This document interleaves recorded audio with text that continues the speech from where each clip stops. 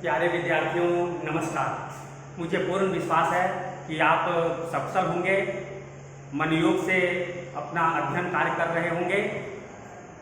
आज मैं डॉक्टर विजय कुमार शाही अपने YouTube चैनल डॉक्टर शाही क्लास में आपका हार्दिक स्वागत करता हूं। आज हम पढ़ेंगे की और की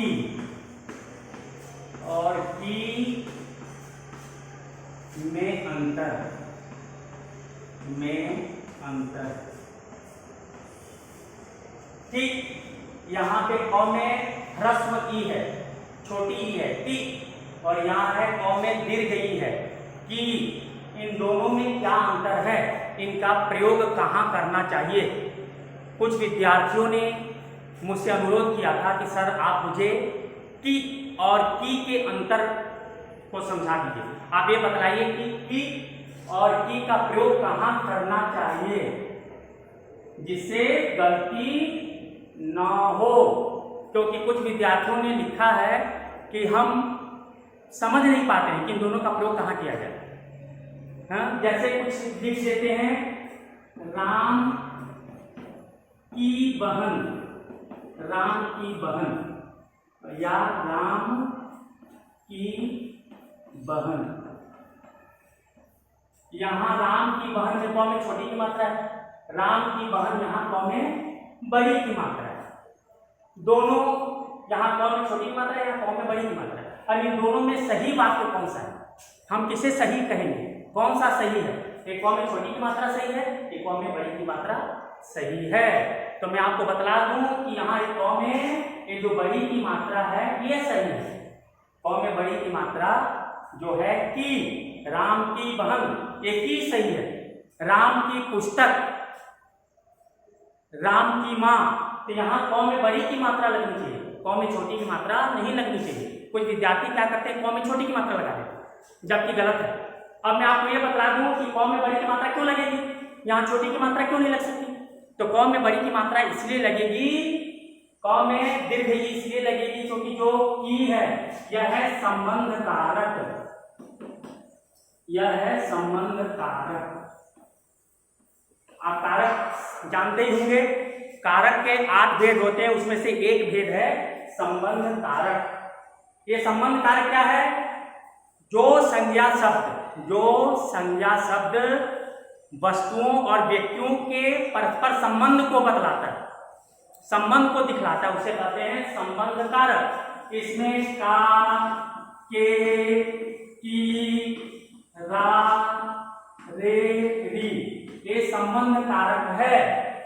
का, के, की, रा, रे, री, मेरा, मेरी, मेरे, उसका, उसके, उसकी, की, राम की, मोहन की, दिनेश की।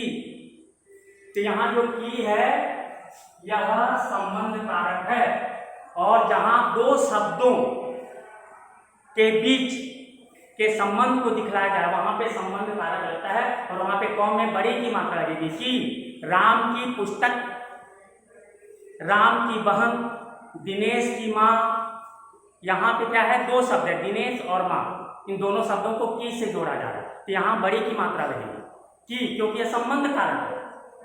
तो जहां क में बड़ी की मात्रा है वह संबंध कारक है, और संबंध कारक दो शब्दों को जोड़ता है और बड़ी की मात्रा वहां लगती है।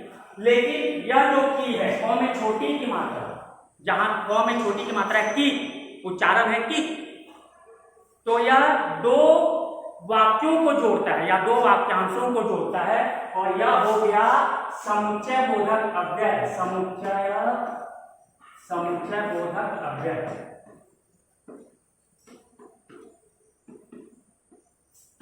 यह समुच्चय बोधक अव्यय है। अव्यय के विषय में तो आपको पता ही है ना। अव्यय के जो भेद होते हैं उसमें से एक भेद है समुच्चय बोधक अव्यय। समुच्चय बोधक अव्यय क्या करता है, दो शब्दों, दो वाक्यांशों या दो वाक्यों को आपस में जोड़ता है। जो शब्द दो शब्दों, दो वाक्यांशों या दो वाक्यों को आपस में जोड़े उसे समुच्चय बोधक अव्यय कहते हैं। लेकिन समुच्चय बोधक अव्यय में क्या होता है, जो दो शब्द जुड़ते हैं वे एक दूसरे के संबंध को नहीं दिखलाते। जैसे राम और श्याम, राम श्याम के बीच में और को जोड़ दिया गया, लेकिन राम की बहन यहाँ पे दो संज्ञा शब्द है, इनका संबंध दिखलाया जा रहा है की के द्वारा, इसलिए यहाँ बड़ी की मात्रा की लगी है।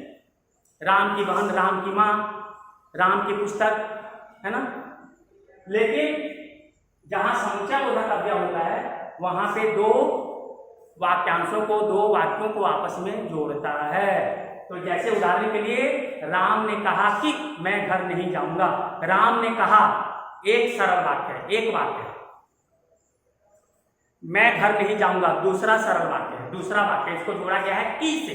कौ में छोटी की मात्रा, जो की है कौ में छोटी की मात्रा, कौ में ह्रस्व ई, इसके द्वारा दो वाक्य को आपस में जोड़ दिया गया। ठीक है। तो जहां पे दो वाक्य आपस में जुड़े वहां पे कौ में छोटी की मात्रा की लगेगी। जहां दो शब्द आपस में जुड़े वहां पे कौ में बड़ी की मात्रा की लगेगी। राम की बहन की, मैंने कहा कि मैं घर नहीं जाऊंगा, यहाँ पे की। और जो मैं बता दूं समुच्चय बोधक अव्यय होता है वह दो प्रकार का होता है, उसके दो भेद होते हैं। एक है समानाधिकरण और दूसरा है व्यधिकरण। व्यधिकरण के भी चार भेद होते हैं, है ना। व्यधिकरण के चार भेद होते हैं, संकेत व्यधिकरण, कारण व्यधिकरण, स्वरूप व्यधिकरण और उद्देश्य व्यधिकरण। ये जो की है यह स्वरूप वाचक व्यधिकरण समुच्चय बोधक अव्यय है।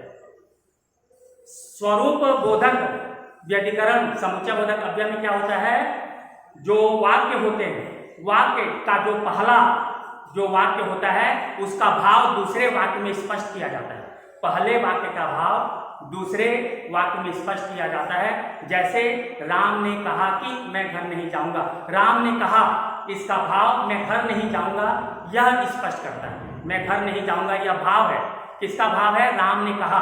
और इन दोनों को जोड़ कौन रहा है, की से इसे जोड़ा जा रहा है। तो इस तरह से बच्चों आप इतना समझ लो कि जहां दो शब्दों को जोड़ा जाए वहां पे कौ में बड़ी की मात्रा लगती है, जहां दो वाक्यों को जोड़ा जाए वहां कौ में छोटी की मात्रा लगती है। राम की बहन में कौ में छोटी की मात्रा नहीं लगाना, वहां पे कौ में बड़ी की मात्रा लगेगी। और मैंने कहा कि वहां पे कौ में बड़ी की मात्रा नहीं लगाना, वहां पे कौ में छोटी की मात्रा लगेगी।